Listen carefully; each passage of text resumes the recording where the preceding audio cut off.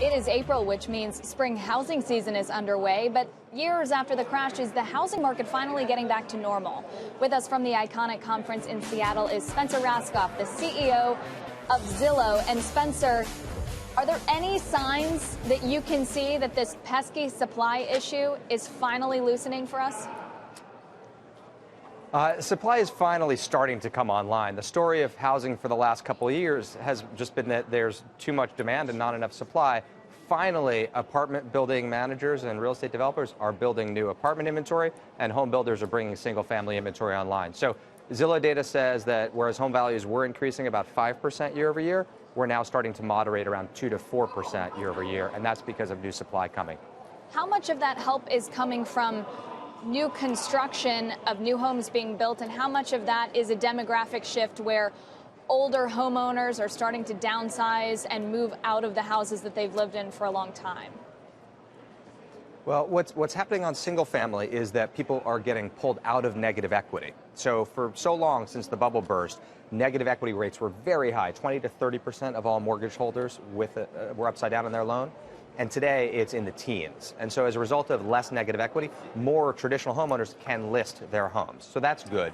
And then, of course, you have property managers building new inventory, apartment building inventory. So Zillow's out with a report today on what are the hottest apartment rental markets. And these are places where rents are rising very quickly and new apartment supply is coming online very quickly. Places like Seattle, Denver, Portland, the Bay Area, Columbus, Ohio with #1. So thankfully, finally, real estate developers are building new inventory. Spencer, more than any time I can recall, I've got friends who kind of got money burning a hole in their pockets. They want to buy something. They feel like now would be a good time to buy, but there just isn't the inventory out there at the price that they're willing to pay. How does this resolve itself? Do the prices eventually stagnate and come down? Does more inventory come onto the market and force prices down? Do these buyers just decide to wait and go away for a while? Well, it's definitely a seller's market. There's just not enough inventory. So in a lot of parts of the country, you see multiple bids for what little inventory there is. We have about 9% fewer homes for sale today than we did even a year ago. The way it resolves itself is home builders and apartment management companies build new inventory, and as home values rise, people get pulled out of negative equity. That creates more ability to list. So it's starting to happen. It's important to remember what we're experiencing now, though, is not like the last housing bubble. The last housing bubble, 2005 to 2007, wasn't so much a housing bubble, it was a credit bubble. People got mortgages who weren't supposed to get mortgages, and as a result, home values got inflated. What we're experiencing now is really just regular housing appreciation because you have demand exceeding supply. Home values increase, more supply comes online as negative equity alleviates, and new construction happens. So this is a healthy market. This is actually what normal real estate is supposed to be like, is this type of market. But Spencer, our real estate reporter, whom I know you know, Diana Olick, reported the other day that 60% of U.S. counties are considered unaffordable. I mean, we joke that no one really can afford to live in Palo Alto or Brooklyn or Manhattan, but how can you have housing become more affordable without going through a broader housing reset when 60% of counties are priced that high?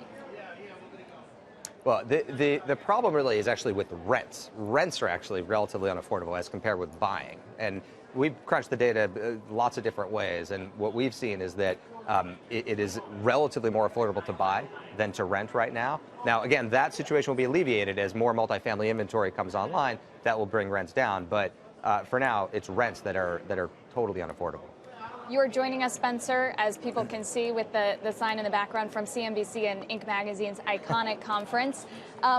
We talk a lot about the froth in the valley, but Seattle has such a unique perspective with Starbucks, Amazon, Microsoft, Zillow, so much innovation happening. What's the sentiment right now?